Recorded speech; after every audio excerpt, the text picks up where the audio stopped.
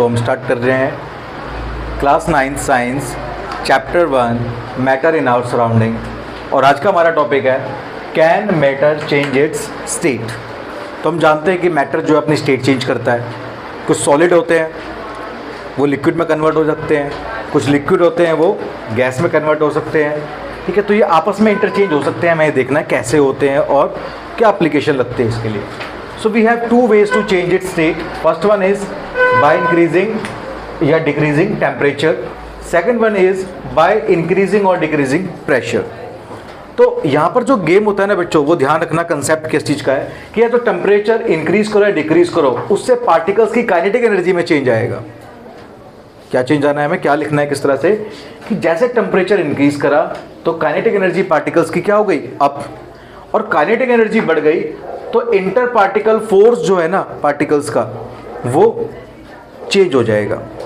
ठीक है, जैसे सॉलिड है, सॉलिड का इंटर पार्टिकल स्पेस कम होता है तो वो ज़्यादा हो जाएगा, और ज़्यादा हो गया तो वो किस में कन्वर्ट होगा, लिक्विड में।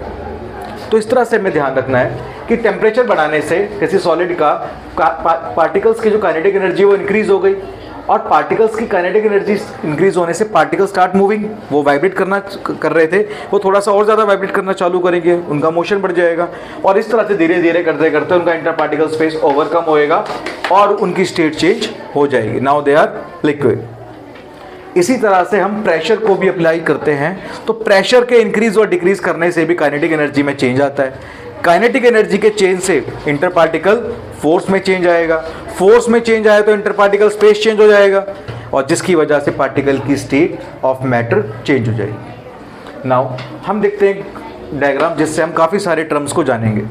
जैसे अगर सॉलिड कन्वर्ट होता है लिक्विड में, लिक्विड कन्वर्ट होता है गैस में, तो टेम्परेचर बढ़ाना पड़ता है हमें। तो टेम्परेचर बढ़ाने से सॉलिड लिक्विड में कन्वर्ट होगा तो उसे बोलेंगे हम मेल्टिंग, और जिस टेम्परेचर पर वो कन्वर्ट हुआ है that temperature is melting point. तो what is melting? The conversion of solid into liquid by increasing temperature. Then what is vaporisation? The conversion of liquid into gas by increasing temperature. Similarly what is condensation? The conversion of gas into liquid. अब यहां पर temperature increase नहीं करना, now we need to decrease temperature. Another time, conversion of liquid into solid is freezing by decreasing temperature. I think समझ में आया होगा। अब देखते हैं हम सब्लिमेशन।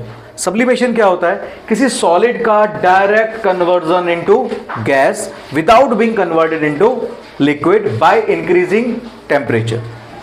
तो सीधी सी बात हम देखते हैं कि conversion of solid directly into gas without being converted into liquid by increasing temperature. हम इधर की तरफ जा रहे हैं तो टेम्परेचर इंक्रीज होगा, ठीक है, और सॉलिड से गैस में कन्वर्ट कर रहे हैं। तो एग्जाम्पल होता है कपूर, तुमने देखा होगा बच्चों, पूजा करने के लिए इस्तेमाल होता है ना कपूर।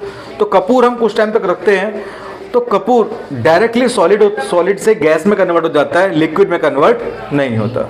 ऐसे ही नैप्थलीन बॉल्स या फिर अमोनियम क्लोराइड, ये इसके कुछ एग्जांपल्स हैं। अब ऐसे ही डिपोजिशन होता है, the conversion of gas directly into solids without being converted into liquid by decreasing temperature. Now the temperature is decrease, it is called deposition. I hope समझ में आया होगा। Thank you.